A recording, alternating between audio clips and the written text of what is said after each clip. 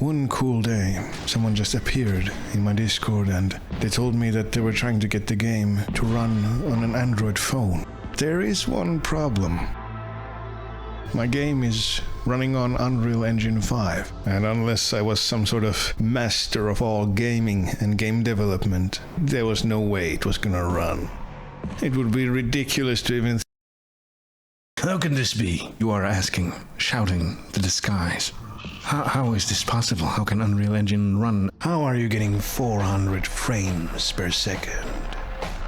Well, you see, this is the power of BAIONLENJA, the most powerful game of all time. And now I will show you just how I did it. The most important change I did was turn off ray tracing, lumen, nanite, temporal anti-aliasing. I wasn't gonna need them. You can just turn them off. However, that decision should be made early on, or else you'll have quite a lot of work to do relighting everything. I downgraded my project from DirectX 12 to DirectX 11. This heavily reduced the stuttering caused by shader compilation. After that, I switched from deferred rendering to forward rendering, reducing VRAM usage at the cost of having to be a bit more careful about adding shadows. So, I basically disabled all shadows, and I only used them for a dramatic effect. Having no shadows meant that I had to get creative with lighting. I also didn't want to use baked shadows. Every single change requires you to bake the light maps all over again. Baked light maps also take up a lot of space, and I wanted to keep my game under 1 GB. So, to light up my scenes, I instead used movable lights with shadows disabled and something called image-based lighting. These reflection captures generate a cube map of the surrounding area and function as a localized, more flexible version of baked lighting. It's a bit of a hack, but I love using these, and I really wish game engines would do more with this, as it's very optimized and fun to work with. Perfect for small teams and indie devs. Art style is also massively important. A strong art style will look complete, even if it's lacking realism. Especially as a solo dev, making everything yourself is a great way to keep a consistent art style. I used CAD software to design most of the enemies, simply because I didn't know how to use Blender at the time. But eventually, I had to sit down with tons of tutorials and finally make a model for the main character.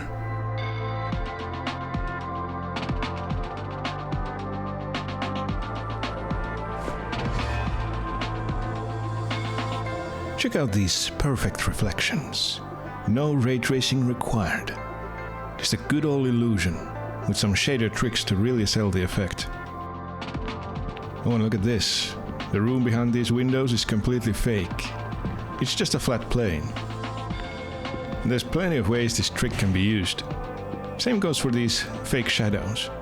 It took me many hours to make this adaptive fake shadow shader for the canisters.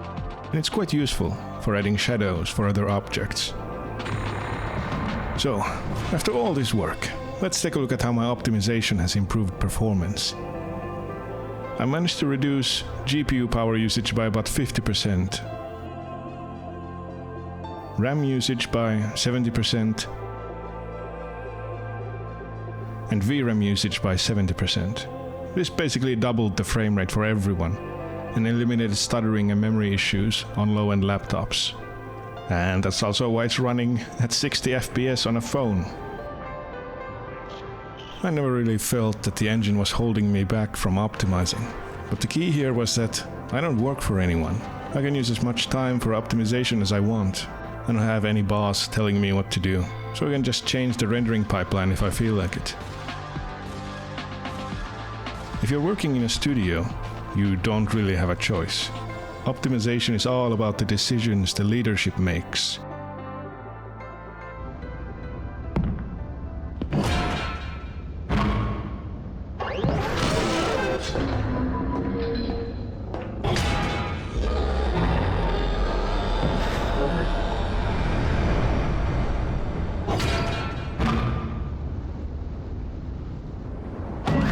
So, how was that?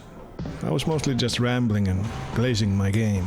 but I am quite proud of it. There's a sale right now for about $9, so you must buy it immediately.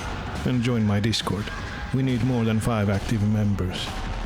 Shout out to these epic gamers. Their computers were so bad that it ended up making the game better for everyone.